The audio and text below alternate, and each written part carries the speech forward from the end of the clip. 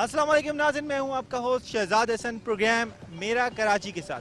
जी हां नाज़रीन, जो कौमें अपने माजी और मौसनों को फरामोश कर बैठती हैं वो कभी भी तरक्की नहीं करती, और आज यही वजह है कि हम अपने माजी और मौसनों को भूल कर बजाय तरक्की याफ्ता मुल्कों की सिफ्त में खड़े होने के तरक्की पजीर ममालिक की सिफ्त में खड़े हैं, जबकि हमसे बाद में आज़ाद होने वाले ममालिक और वहाँ बसने वाली कौमों का शुमार दुनिया की तरक्की याफ्ता कौमों में होता है। और हैरत इस बात पर भी है, मीडिया जिसका काम माजी हाल मुस्तकबिल से अपने नाज़रीन और क़ारीन को आगाही देना होता है, वो भी इस फेल से गाफिल है। यही वजह है कि आज हमारी नौजवान नस्ल अपने माजी के बारे में कुछ भी नहीं जानती, जिसके पेश नज़र मेट्रो टीवी ने अपने प्रोग्राम मेरा कराची के जरिए नौजवान नस्ल को इनके माजी से आगाही और तारीख बताने के लिए इस प्रोग्राम को नस्ब किया है। इस प्रोग्राम ने अब एक नए जज्बे और वलवले के तहत लोगों को कदीम इमारतों, बागात और दीगर तारीख से आगाही देने के साथ साथ कराची को शानदार माजी देने वाली शख्सियात के कामों को उजागर करने का फैसला किया है, जिसके तहत आज पहले प्रोग्राम में शहर कराची के पहले पारसी मेयर जमशेद निसरवान जी रुस्तम जी मेहता, जिन्हें बाबाए कराची का लकब से भी जाना और माना जाता था, इनके दौर में मुतारिफ करवाई जाने वाली रिहायशी स्कीम के एक घर, जिसे घर के नाम से ही जाना जाता है और जो कि इस वक्त बेवक्त कराची की मुकम्मल तारीखी माजी की तहजीब व तमद्दुन की अक्कासी करता है।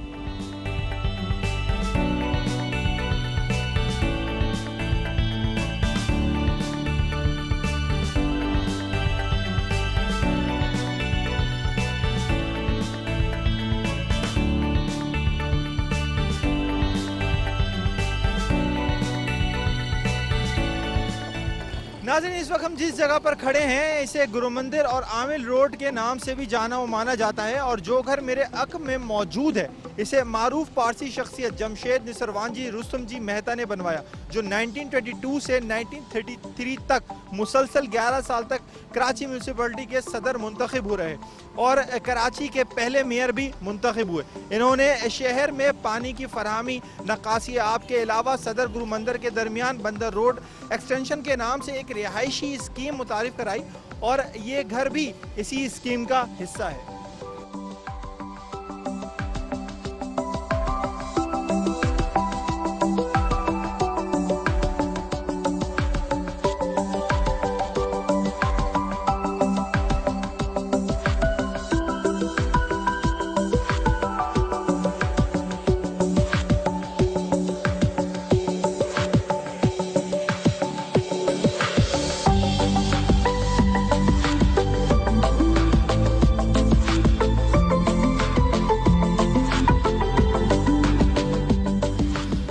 मंजिला घर जो कि मज़ार कायद के इंतहाई करीब वाक़ है, इब्तदाई तौर पर इस पर एक हिंदू खातून ने रिहाइश इख्तियार की और फिर इसे क़याम पाकिस्तान के सिर्फ एक साल बाद एक मुसलमान खातून को फ़रोख्त कर दिया गया था, जिन्होंने कुछ अरसे तक इस इमारत में रिहाइश इख्तियार की और फिर इसे दी दाऊद फाउंडेशन को बतौर अतिया पेश कर दिया गया।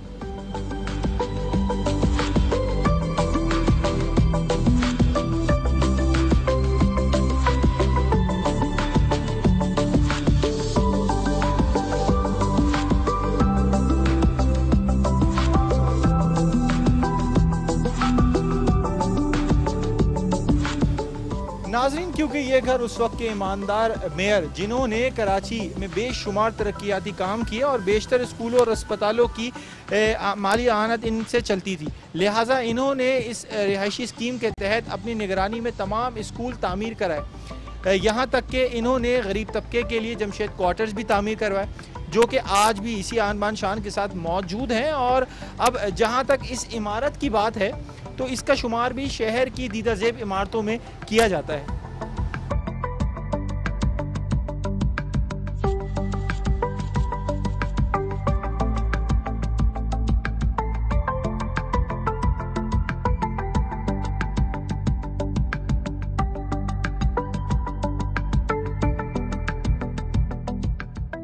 नाज़रीन, ये इमारत जो कि इब्तदाई तौर पर रिहाइश के लिए इस्तेमाल की गई, लेकिन 1961 में दाऊद फाउंडेशन ने इस इमारत में ख़वातीन को हुनर बनाने और सिखाने के लिए सिलाई सेंटर कायम किया। ना सिर्फ सिलाई सेंटर कायम किया बल्कि बिलखसूस लड़कियों को टाइपिंग, खाना पकाना, पेंटिंग और दीगर काम सिखाए जाते थे, जिसका सिलसिला 1991 तक जारी रहा। मगर फिर लैंड ग्रैबिंग्स ने यहाँ कब्जा कर लिया। दाऊद फाउंडेशन और इनके दरमियान अदालत में बाकायदा तौर पर मुकदमा चलता रहा और बिल आखिर हक की फतह हुई और दी दाऊद फाउंडेशन को फिर से ये इमारत वापस मिल गई। मगर उस वक्त तक ये इमारत खंडरात के मनाजिर पेश करने लगी थी, क्योंकि इतना अरसा ज़ाहिर गुजर गया था जब से इस पे केस चल रहा था। लेकिन उसके बाद जो है ख़वातीन को हुनर सिखाने का सिलसिला भी आहिस्ता आहिस्ता यहाँ से ख़त्म हो चुका था।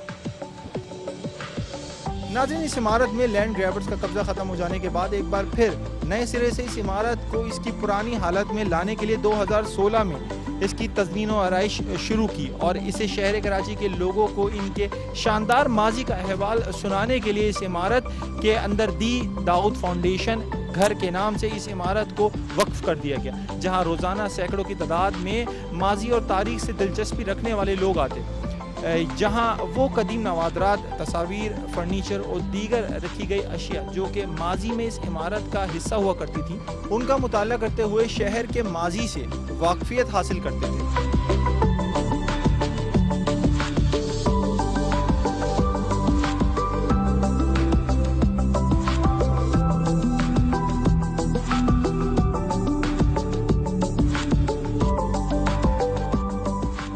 घर में लातादाद नादिर और नायाब अशिया मौजूद हैं, जिनमें ग्रामोफोन, माजी में इस्तेमाल होने वाले डायल फ़ोन, इसके अलावा रेडियो, ड्रेसिंग टेबल, टाइपराइटर, शतरंज, घड़ी, इसके अलावा घड़ी से मुज़य्यन कैबिनेट, सोफ़ा सेट, अलमारी और इसके अलावा दीगर अशिया जो हैं वो यहाँ पे सजाई गई हैं कि आने वाले कुछ देर तक ये सोचने पर मजबूर हो जाते हैं कि वो अपने आबा व अजदाद के माजी में घूम रहे हैं।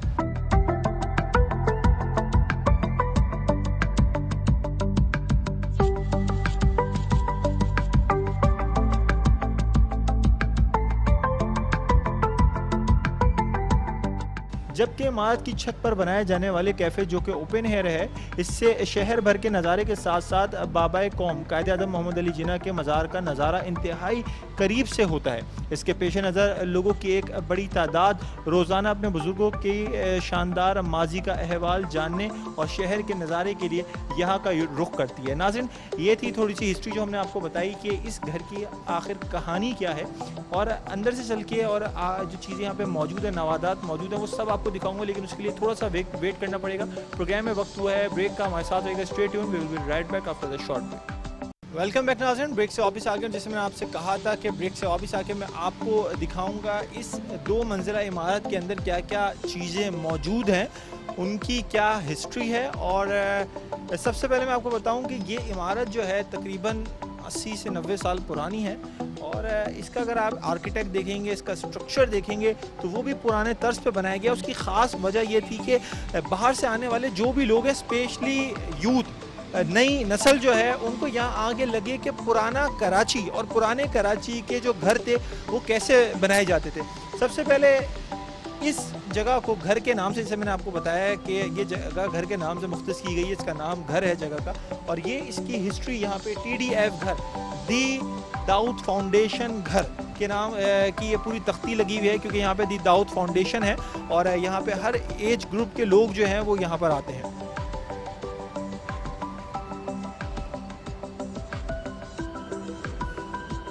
अच्छा नाज़रीन, आपको बताऊं, ये इस घर का सबसे अहम हिस्सा है, और इस हिस्से में घर के जो पुराने फर्नीचर हैं, आज से जो 100 साल पहले यूज़ किए जाते थे, कि उससे भी पुराने ज़माने में यूज़ किए जाते थे, वो चीज़ें, वो फर्नीचर्स यहाँ मौजूद है। सबसे पहले अगर आप एंटर होते हैं तो आपकी बाएं तरफ जो है ये आपको एक शतरंज की एक छोटी सी मेज़ नज़र आ रही है, जिस पे ये कुछ जो है मोहरे सजाए हुए हैं। ये टेबल, ये सब चीज़ें जो हैं ये पुराने ज़माने की हैं, 80 साल 90 साल पुरानी हैं। यहाँ पे इस अगर आप आएँगे तो ये देखेंगे, यार जिसकी फ़ोन की मैं आपसे बात कर रहा था थोड़ी देर पहले, ये पुराने ज़माने का फ़ोन, रेडियो, ये सब यहाँ पे जो है वो मौजूद है।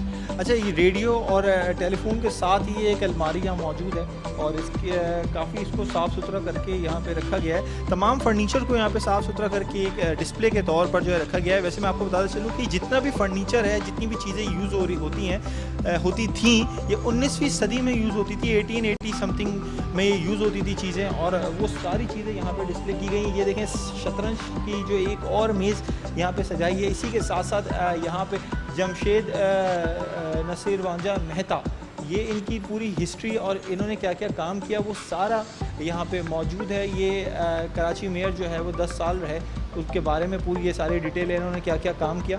उनके नाम से जो है पहले ये जगह जमशेद क्वार्टर जो है वो उनके नाम से मुनसब था। इसके साथ मैं आपको बताऊं कि इस तरफ जो है मेरे ये छोटी सी एक ड्रेसिंग टेबल है, जो पहले ज़माने में, अब तो ये होता है कि ड्रेसिंग टेबल जो है वो अलग खूबसूरत डिज़ाइन की होती हैं, लेकिन पहले ज़माने में इस तरह बान वाली कुर्सी हुआ करती थी और उसके साथ ये लो हाइटेड ड्रेसिंग टेबल हुआ करती थी। ये वो ड्रेसिंग टेबल है। इस तरह के जो फर्नीचर्स हैं, आप अगर देखें, अगर आप कायदे-आज़म हाउस जाएँ तो वहाँ पे भी जो पुराना फर्नीचर्स है वो भी आपको इसी तरह का ही नज़र आएगा, क्योंकि इस तरह की ड्रेसिंग टेबल हो गई, डाइनिंग टेबल्स हो गई, सारी चीज़ें जो हैं वो एक अलग ही पैटर्न पे और लेकिन प्योर लकड़ी से बनाई जाती थी। अच्छा, आपको एक और दिखाऊं, ये जो है ये भी वही ड्रेसिंग टेबल है। ये कुछ चीज़ें ऐसी हैं जो डबल यहाँ पे मौजूद है, लेकिन हैं ये तकरीबन 19वीं सदी की। ये सोफ़ा सेट यहाँ पे ये आपको नज़र आ रहा है, इसके साथ ये टेबल है। ये सारी इसको पॉलिश करके खूबसूरत तरीके से डिस्प्ले के लिए लोगों के लिए रखा गया, और यहाँ पे कोई भी आता है तो उसको वाकई इस जगह का आर्किटेक्चर देख के, इस जगह की चीज़ें देख के, स्पेशली यहाँ का फ्लोर जो है वो देख के लगता है कि ये कितना कदीम है और पुराना कराची जो है वो कैसा होता था। स्पेशली मैं आपको बताऊँ, पुराना कराची की जितनी भी इमारतें हैं, पारसी हाउस है या इसके अलावा KMC बिल्डिंग है, बहुत सारी जगह हैं, वहाँ पे ये जो टाइल्स लगे हुए हैं ये एक ख़ास मखसूस टाइल्स होते हैं जो पुराने आर्किटेक्ट को, पुरानी चीज़ों को एनहेंस करते हैं। उसकी वजह ये टाइल्स अगर आप मार्केट में लेने जाएंगे तो अब नहीं मिलेंगे। ये पुराने आर्किटेक्ट में ये टाइल्स यूज़ किए जाते थे। अच्छा, इस तरफ मैं आपको दिखाऊं कि इस तरफ जो है और दूसरी चीज़ें हैं। ये जो है ग्रामोफोन है और के बारे में यहाँ पे एक तख्ती लगी हुई है ग्रामोफोन के बारे में।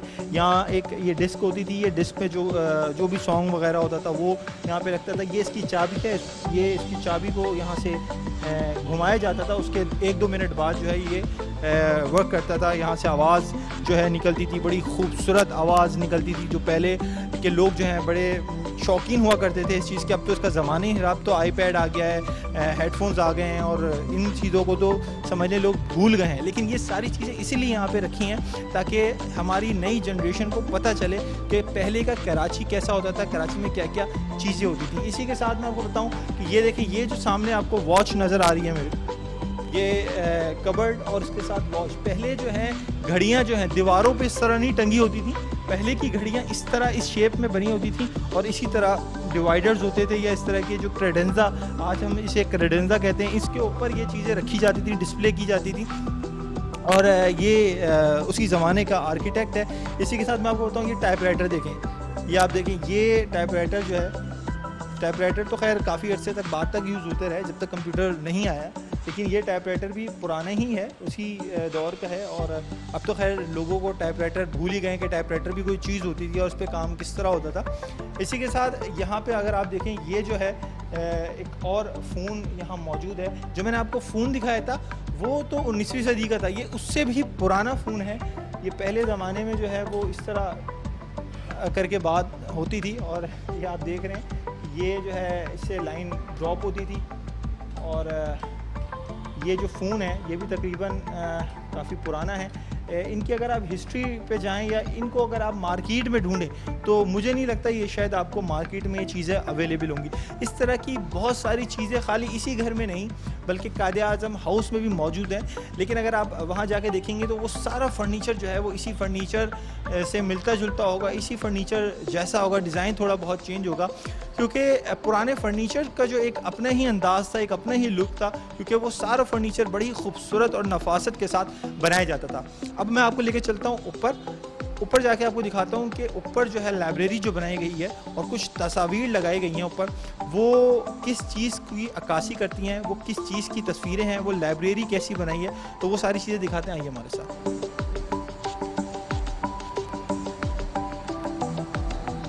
अच्छा नाज़रीन, ये वो कमरा था जहाँ पे सारी चीज़ें पुराने ज़माने की 19वीं सदी के नवादरात रखे हुए थे, ग्रामोफोन वगैरह जो मैंने आपको दिखाया है। कमरे से बाहर निकलते ही जैसे हम ऊपर की तरफ जाते तो यहाँ पे आपको ये कुछ और पिक्चर्स नज़र आएंगी, जिसमें लियाकत अली खान और जमशेद साहब और इसके अलावा दीगर पुराने जो मेयर हैं, इसके अलावा दूसरे लोग हैं, उनकी यहाँ पे तस्वीरें। इस तरह इस घर में अगर जगह जगह जो है वो आपको पिक्चर जो हैं वो नज़र आएंगी। तो आइए आपको और चल के मैं दिखाता हूँ कि ये आपको पीछे मेरे 3 पिक्चर्स और नज़र आ रही हैं। इसमें ये वाली जो पिक्चर है, ये जब मज़ार कायद अंडर कंस्ट्रक्शन था तो उस वक्त लियाकत अली ख़ान का जब इंतकाल हुआ था, ये उनकी कब्र यहाँ पर है। अगर इसको जूम किया जाए तो कब्र आपको नज़र आएगी। ये लियाकत अली ख़ान की कब्र है, ये तदफीन से पहले की एक अच्छी कब्र है। और इसी के साथ यहाँ पे जो है कराची का जो ओल्ड डोम बनाया गया था जहांगीर कोठारी है, उसकी तस्वीर है। तो इसी तरह 1950 की ये फ़ोटोग्राफ हुई भी तस्वीर यहाँ पे मौजूद है ओल्ड कराची की। यहाँ से हम जब ऊपर की तरफ जाएंगे तो आपको बताऊं कि ऊपर सीधे हाथ पे हमारे एक लाइब्रेरी नज़र आएगी, जिसमें कराची की तारीख़ के हवाले से वो सारी हिस्ट्री मौजूद है उन किताबों में, जो यहाँ पे यूथ जनरेशन आती है और आकर जो है वो उन सारे हिस्ट्री से मुस्तफ़ीद होती है। ये देखें, इसके साथ साथ ये मैं आपको दिखाऊंगी सारी जो है तस्वीर जो है पुराने ज़माने की, पुराने कराची की यहाँ पे लगाई गई हैं, ताकि यहाँ पे इस घर के जिस इसका मकसद ये है, इस घर के जिस हिस्से से आप गुजरें तो आपको पुराना कराची नज़र आए, पता चले कि वाकई पुराना कराची जो है वो कैसा होता था। तो आइए चल के आपको दिखाते हैं अंदर से लाइब्रेरी किस तरह बनाई है और उसमें स्पेशली कौन कौन सी बुक मौजूद हैं। आइए हमारे साथ।